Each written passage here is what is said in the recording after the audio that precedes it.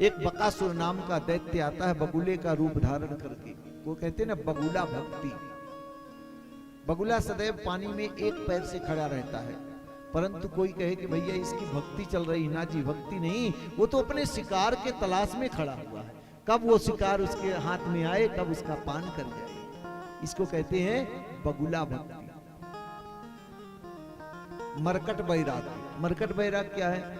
बोले घर में पति पत्नी से खटपट हुई, अब तो हम यहाँ रहेंगे ही, अब तो बद्रीनाथ में ही रहेंगे। अब घर से जैसे ही निकले, रेलवे स्टेशन पहुंचे, वैसे घर में बालकों की याद आ गई। घर परिवार में थोड़ा बहुत तो होता ही रहता है सबके। तो सो वैराग्य जो उत्पन्न हुआ था, तत्क्षण रेलवे स्टेशन गए कि वैराग्य खत्म हुआ, वापस आ गए।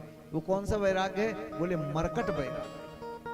एक वैराग्य होता है, एक मरकट वैराग्य। मरकट वैराग्य में क्षणित वैराग्य आता है, इसके बाद पुनः व्यक्ति उसी स्वभाव में आ जाता है। तो एक बगुला भक्ति होती है।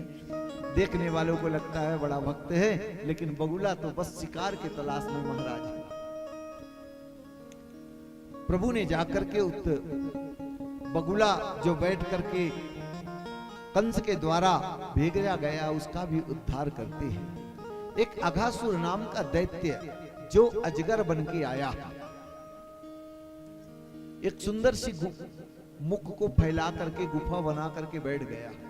परीक्षित ब्रजवासी सब बछड़ा चराने के लिए वन में गए हैं। सब अपने अपने घर से, पहले के जमाने में क्या होता था, टिफिन तो चलता नहीं था, कपड़े में ही माँ दे देती थी रोटियां बना करके, और वन में जाते थे वही खाते थे।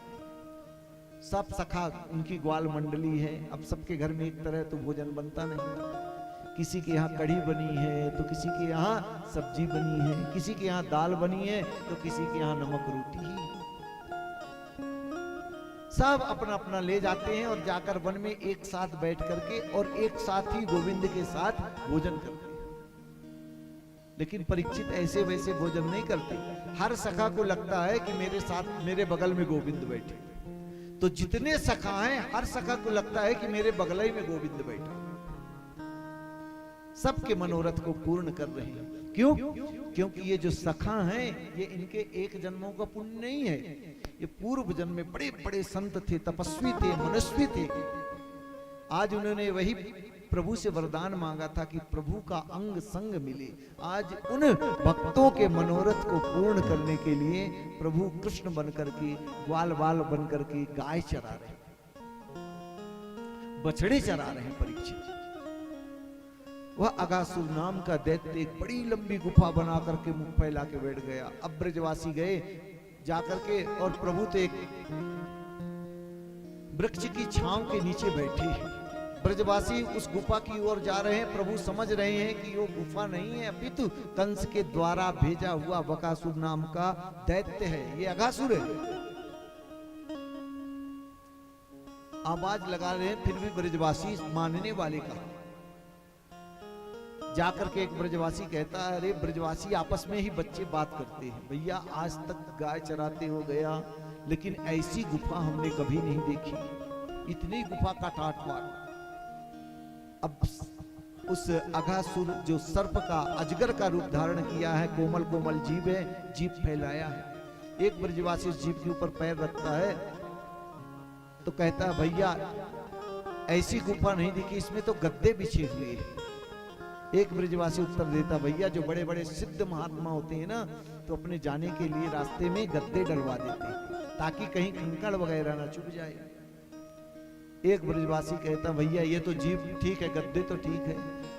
अब उस अजगर के बड़े बड़े दांत थे। एक ब्रजवासी बोलता, भैया ये खूंटे किस लिए लगा डाले? एक ब्रजवासी कहता, तुम तो इतने भी नहीं जानते हो, मतलब पूरे भोंदू ही हो। क्यों भैया? बोले बड़े बड़े संत महात्मा स्नान तो करते होंगे। बोले हाँ। तो अपने कपड़े कहाँ डालेंगे? बोले कपड़ा डालने के लिए ही वो खूंटे लगाए हुए। तो दूसरा कहता, वाह भाई तू तो बहुत होशियार है, सही बोला। और भगवान आवाज देते रहे, ब्रजवासियों मत जाओ मत जाओ। अघासुर पूरा मुख फैलाया है, कब ये आए और कब सबका हम पान करें। इतने में सब ब्रजवासी जब अंदर चले जाते हैं प्रभु, एक ब्रजवासी कहता भैया हमको तो भय लग रहा है कहीं गए और ये कुछ और तो ना हो जाए। तो एक ब्रजवासी कहता डरने की क्या बात, अपना कन्हैया है ना, उनको विश्वास है कि अपना ब्रह्म साथ में है ना। सब चले गए, पीछे पीछे प्रभु भी आ गए। अगासुर ने जैसे मुख में गए, मुख बंद कर लिया। प्रभु ने उसके मुख को तोड़ करके सभी ब्रजवासियों को परीक्षित बाहर निकाला। इस तरह प्रभु ने अगासुर का उद्धार किया।